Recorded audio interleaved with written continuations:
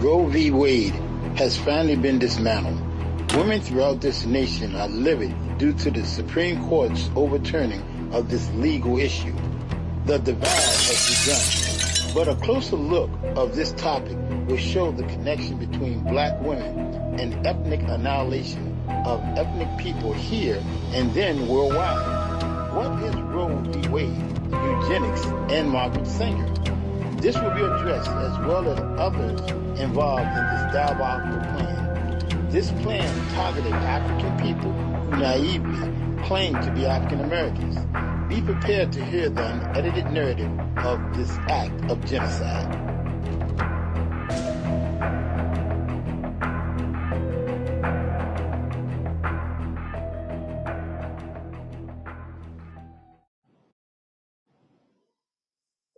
Greetings, family. Hotel. Shalom. Assalamu alaikum to all the family. And I greet you in all the African dialects. Before I get started today, first I need to tell you who I am and a little brief history about myself. My name is Bobby Beverly. I'm known as Professor Bobby. I have a master's and I have a bachelor's in history. I've been studying history for 45 years. Also, I have one published book, and my thesis was on Hannibal Hamlin. Now, the reason I'm bringing this up because so far this is the fifth installment of a section of history that I've covered. But this one seems to be drawing some pushback from some that don't look like me and some that don't look like us, and at least one of us, because I'm speaking on a subject that I was told I don't have the right to speak on. As a historian, historians have the right to speak on anything concerning history. And I want everyone that can hear me to understand this. When it comes to the black woman, no one is going to respect the black woman more than a historian. Why? Because we're the mother of civilization. So I want you to understand that. So this is a tribute to you, but I need you to understand that this must be told. And there are those that have a problem with that. And I'm not concerned with them having a problem with that. So with no further ado, I'm going to get right directly into this presentation. That's fine. All right, first let me start with this man right here. This man's name was Johann Friedrich Blumenbach. Now, for those of you that have never heard this name, everyone needs to know this name. And you're probably wondering what this has to do with eugenics. So you'll see the connection with these few men that I'm going to be talking about, because these men have been detrimental to the growth of us as a population and also our psyche. So Johann Friedrich Blumenbach is the man who coined the term race. What do I mean by he termed the term race? He's the one who came up with the 5 groups of people that are identified on this planet. Before this planet had any Caucasians, anyone of any other ethnicity, this planet was inhabited by only those of African descent. Let me say that again. Before anyone else was on this planet, all of humanity on this planet was of African descent, or Kibelanian, whatever term you want to use. For those who are studying history, they know exactly what I'm talking about. So let's get into what Blumenbach's contribution is to this subject. So Blumenbach is considered the main founder of zoology and anthropology. And anthropology is the study of bones. Now, it must be addressed that all the bones they have found to predate Caucasian bones around the planet have been traced to African. Every one. As a matter of fact, they're not telling most people on this planet that most of the bones that they have in the museums in Europe, they are the Grimaldi bones. Grimaldi. The Grimaldian were African people. So the first inhabitants of that land that they call Europe, those were African people. And those that went into those caves, they were an African people that mutated. And we're going to get into that. The race theory. This is something that Blumenbach came up with. So we were categorized based on 5 groups of people. So we're going to get into those 5 groups, and we're going to spend a little bit of time so we can understand the people that are on this planet today, and how they got those terms. And here they are. So we have the Caucasian, the Mongolian, the Melanian, the Ethiopian, and the American. Now, I'm going to get into another slide in a moment that is going to tell you exactly what was going through Blumenbach's head. But you're going to see the racism involved in this identification of the 5 groups of people as he coined them. And he was a member of the Göttingen School of History. Now, Blumenbach was from Germany, so I want you to know that. He was from Germany. So Germany, of course, is one of the European nations, and again, this is where the Grimaldi people were found. And the human crania, intelligence smallest to largest. Now, Blumenbach is the one who came up with this crania thing. Now, that is important, and the reason why, because what he stated in his research is that a man or woman's intelligence was based on the size of their cranium, their head. So they would measure your nose and your mouth and your head, the skull itself. And the larger head was the most intelligent, which was the Caucasian. Of course, this is preposterous, but this is what he said and contributed to this presentation and to the planet itself in history. So Blumenbach, first, let's start with the first one, which is the Caucasian or white. First of all, there is no such thing as white. There's no such thing as black. Everyone is a part of the gene pool that is called humanity. So Blumenbach is the reason why we have this issue with race. And most people are not aware of that until now. So according to Blumenbach, who was a Caucasian, the humanity's intelligence and everything comes from them. But as you can see, he said the Middle Easterners, North Africans, and South Asians. Well, first of all, if you are very aware of looking at what has been presented here, I have no idea what exactly Blumenbach was arguing, trying to loop or group the North African, which were people definitely that were swarthy, that were melanated, that had hue. I have no idea how he can connect the two, but there's another story behind that, another historic occasion in the Mongolian. And next we have Melania, or the brown race. And this is yet the third. And there were 5 identifiers of people of color: the Ethiopian or black race, including sub-Saharan Africans.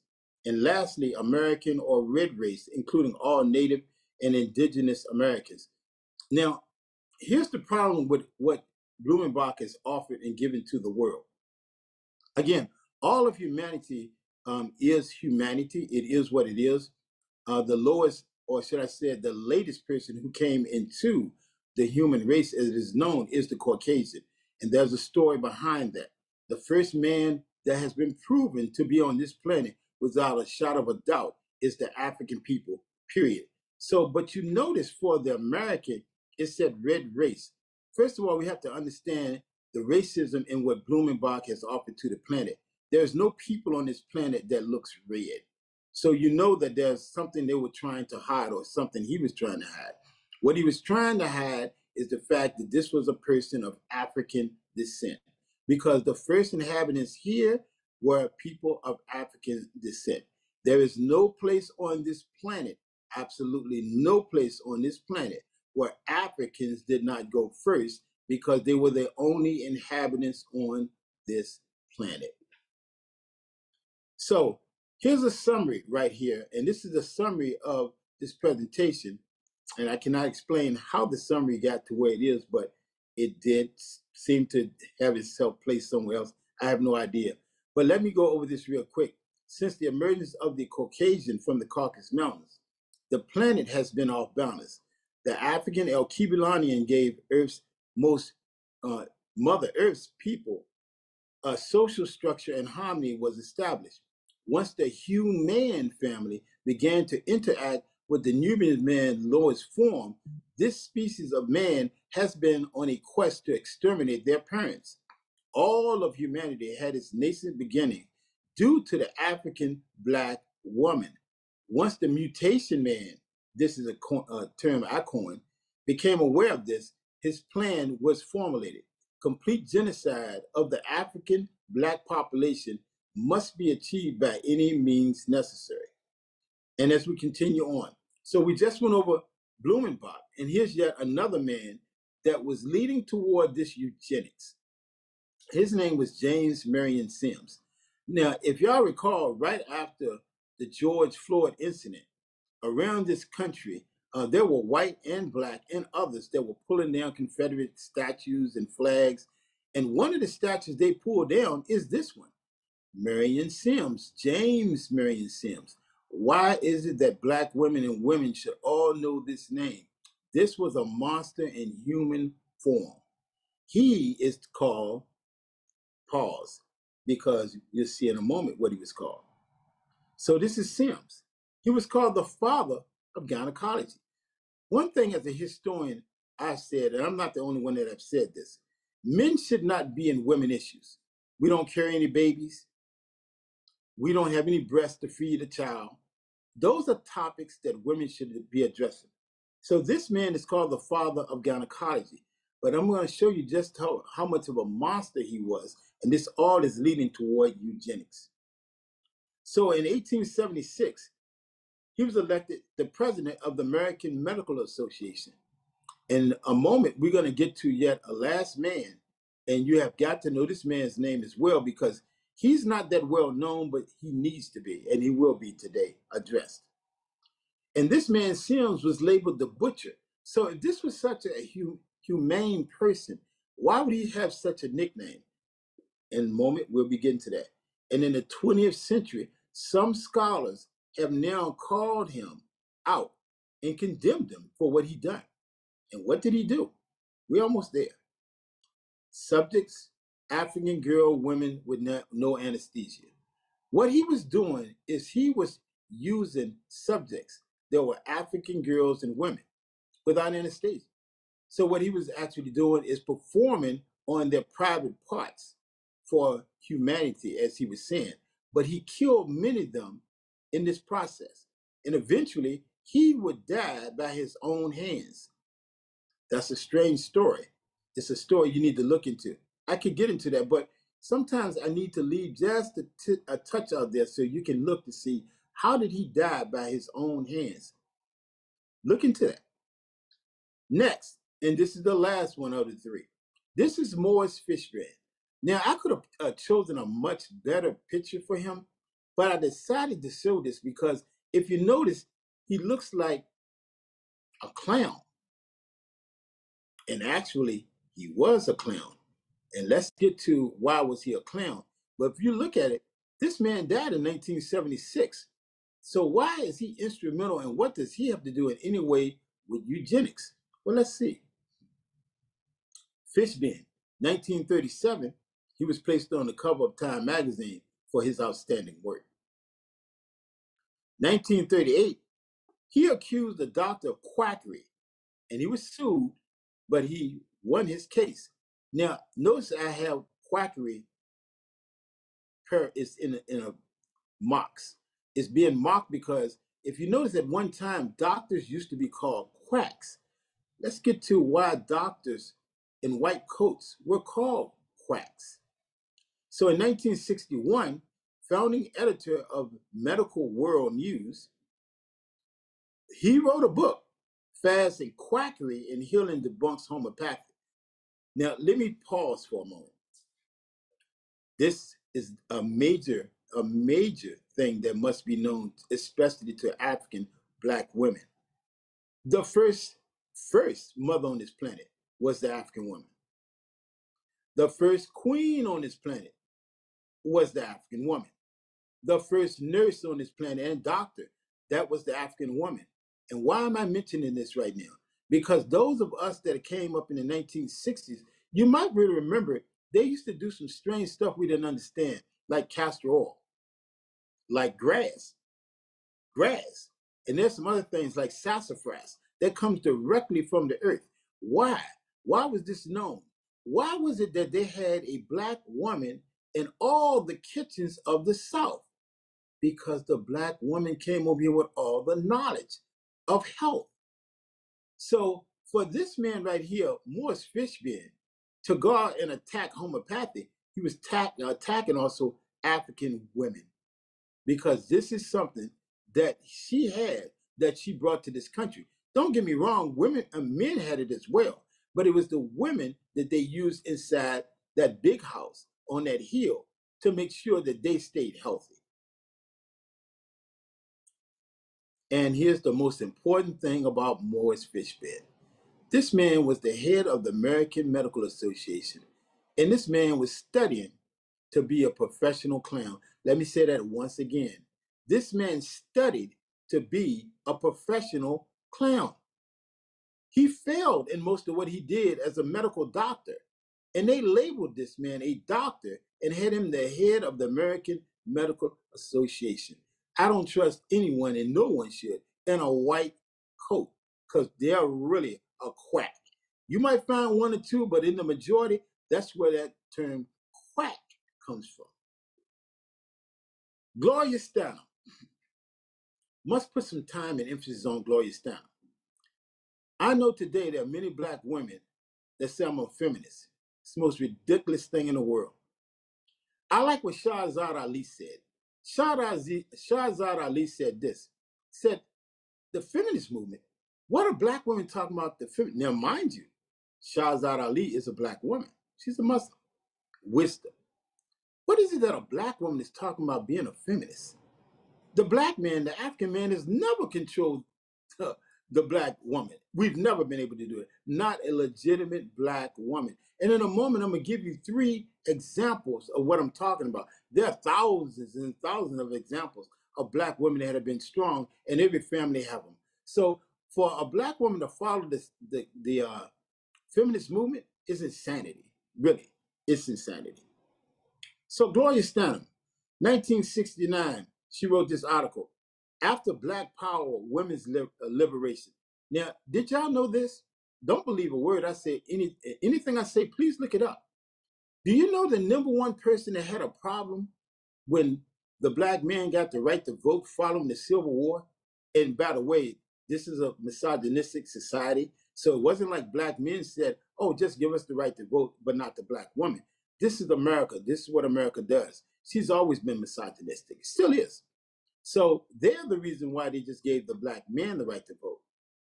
Women, in the majority in this country, didn't get the right to vote until the 16th Amendment.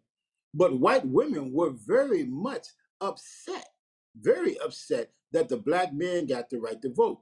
So on October the 28th, 1886, the world saw a statue unveiled. Let me say that date again. October the 28th, 1886. What statue was that? It was the Statue of Liberty. Now, why is that important? What does it have to do with Gloria Steinem?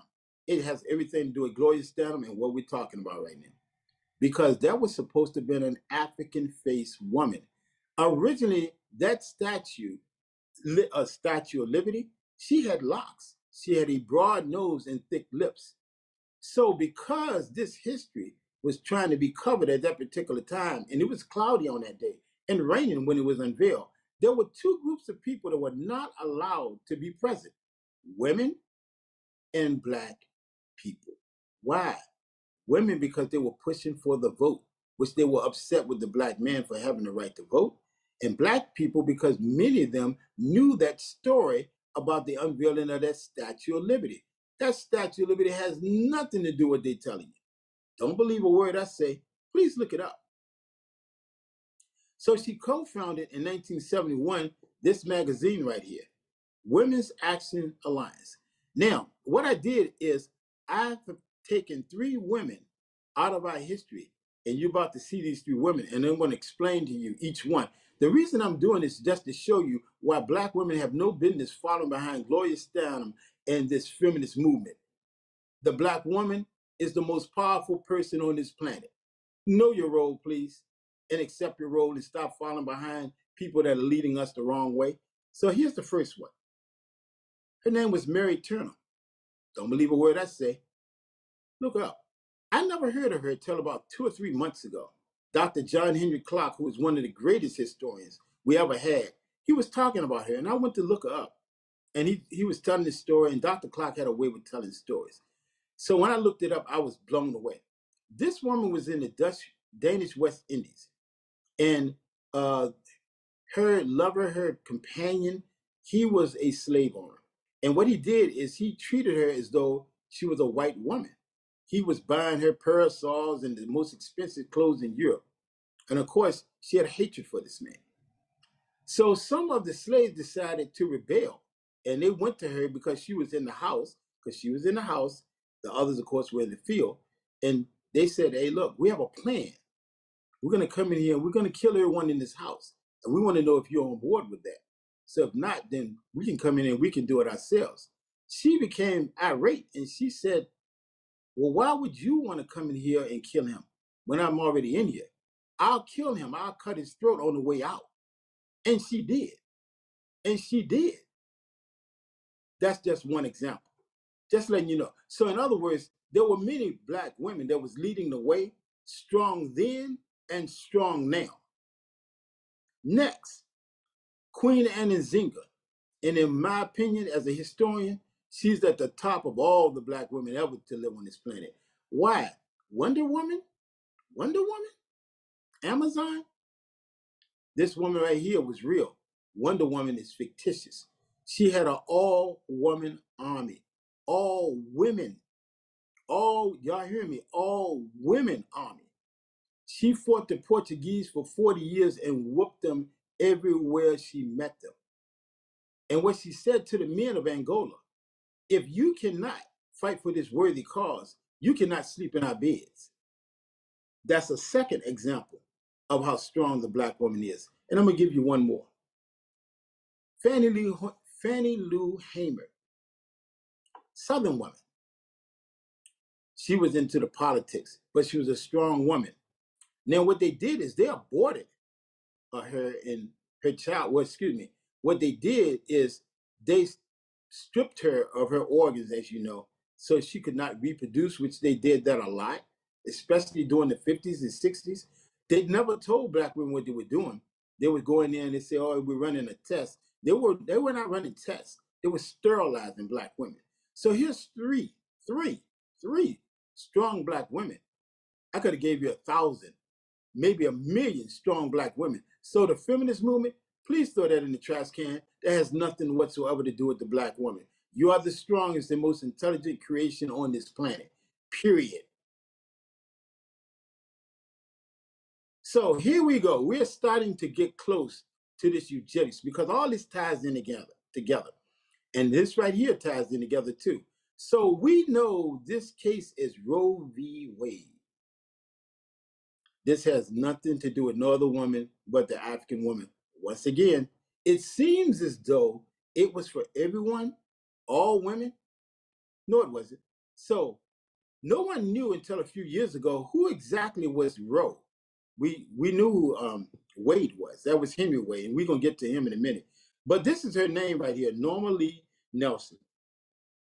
And of course, she became Norma McCorvey, and also known as Jane Roe. And here's her picture. Of course, this is her later life. Now, I'm going to be honest with you. I wasn't 100% sure what exactly Roe v. Wade was about. And I started doing some research because I said it was time to talk about Roe v. Wade and connect it with eugenics. And you'll see why I did what I did. So as you can see, this is her birth and her death. She left her family at the age of 13. She was married at 16 to a 23-year-old man named McCorvey. That's where she got her name from. And she had 3 children. And here's the most important thing about this lady right here. 1969, she got pregnant with another child. Some friends told her, listen to what she did. This is how she became famous. Some friends told her, why don't you say a group of black men raped you? And for that, you should be able to get an abortion with no problem. So she lied. She lied. And what's really strange about this, it's not easy to find this information, but those of us that have been taught correctly, we'll find anything we want.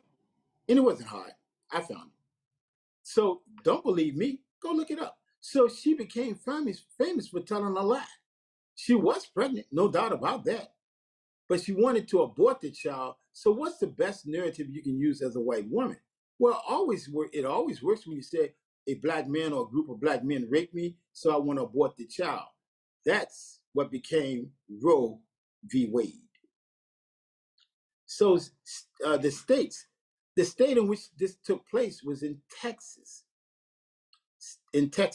So This ties in also with the fact of her being pregnant and in Texas. What better lie to tell than a black man or black men raped me? And Henry Wade, that's where you get Roe v. Wade. He was the one that was pushing back using the laws of Texas. And eventually it led to what we now today know as Roe v. Wade. So when this was dismantled, what, a month ago? And I was looking at black women, young and old, on television, and they were upset. And I'm like, I don't think they quite understand what this is about. This is about eugenics. They want the black woman to commit murder because that's what that is. This is murder, plain and simple. And we're going to get to that momentarily. We're almost at eugenics. And in 1987, she finally confessed she was lying. She was lying. So Roe v. Wade came about because of a lie. Let's continue. The founder of Planned Parenthood. It is now time to get into some of the monsters of this diabolical plan. And there were a lot of monsters. But let's read this right here. We don't want the word to go out that we want to exterminate the Negro population. Letter to Dr. Clarence J. Gamble, December the 10th, 1939. And I have the video where Margeret Sanger herself is speaking on this. So we're going to see it, because that way no one can say, oh, he's making that all up. I'm going to let Margeret Sanger, even though she's dead, she's deceased, speak for herself with this right here that you see on the screen. So some key words that have been used with us as a people: bestiality, bestial. First of all, African people have never been into animals, ever. That's not our thing. Don't have to be. We're the most beautiful people on the planet. That's why everyone wants to marry either a black man or black woman. Tall, dark, and handsome. Who is that talking about? And the most beautiful women on the planet that everyone has been raping from slavery to the very day, it's been an African woman. Bestiality is a European thing. I could get into that, and they know I can get into that, but I'm not. So this is just a word that they use with us, but that word does not apply to us whatsoever. Insane. Yes, this term right here coincided with us. Matter of fact, most of your mental institutions you find in the southern states, from Virginia down to Florida, all the way to Texas, they were built specifically for our ancestors. Why? Because they said we had mental issues. Were they correct? They absolutely were correct and still are. You know why we're mentally damaged? Because they did it. It was called seasoning. Remember, when they captured our ancestors, the Arabs were first, then the European. They would season them. What is seasoning? It simply meant they went into our minds and took away everything. Our language. English is not our language. That's a bastard language. Slavic is a bastard language. English is a bastard language. That's not a part of us. Our hair. Why would they cut off our hair? It's an identifying marker. So they cut off our hair. Our diet. They changed our diet. They changed so many things, I don't even have time to go into all of it. But it's easy to find. Nothing's hidden anymore. Feeble-minded, yet another term. That was for us. Feeble-minded. We're slow. The first black actor is Stephen Fetching. Now, he had a long name. It's like 5 or 6 names he had. And it was a very long name. But most people in Black America did not like this man at all. As a matter of fact, he died penniless because if you look at the videos of Stephen Fetching, he talked slow and he always demeaned us. And it was embarrassing. So he's one of the most detested men or women in our history. You get a chance, just look him up, Stephen Fetching. Go on YouTube and look at some of the videos, and you see why they called us feeble-minded. Imbecile. Yet another word that's disrespectful, but that's another word that they use with us. None of this can be further than the truth. And there are more words, but this is the last one I'm using. Moron. The most intelligent people on the planet. Let's put it this way. 99.9% of everything on this planet that is of importance that's been created is traced back to African people. 99.9%. Ships, that was us. Plane, that was us.